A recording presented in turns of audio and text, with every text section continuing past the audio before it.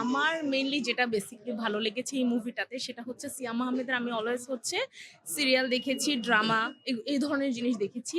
সে তার অভিনয়ের বেসটা এই মুভিতে দিয়েছে, আমার কাছে এটা মনে হয়েছে। আর আরেকটা জিনিস আমি স্পেশালি মেনশন করতে চাই, because I am from medical. আচ্ছা আচ্ছা ওইখানে যতগুলো মেডিকেল টার্ম, মেডিকেল সিনারিও আচ্ছা ইউজ আচ্ছা করা হয়েছে সব অথেন্টিক ছিল। এখন ওকে পর্যন্ত আমি কোনো নাটকে, সিরিয়ালে আমি মেডিকেল টার্ম এতটা একটু অথেন্টিক্যালি একটু পাইনি। ইন্টারাপ্ট করি। উনি বলতে চাচ্ছেন যে অ্যাকচুয়ালি ডিটেইলিংটা, ছবির ডিটেইলিং খুবই চমৎকার ছিল।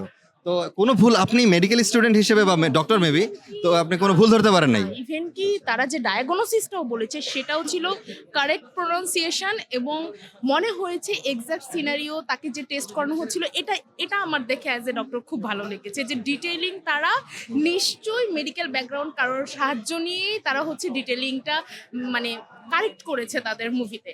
আর ওভারঅল হচ্ছে সবচেয়ে মেজর পার্ট যেটা আমার কাছে খুব লেগেছে, খুব হার্ট টাচিং ছিল। বাংলাদেশে এমন ঘরানার মুভি ন্যাচারালি এর আগে কখনো দেখিনি।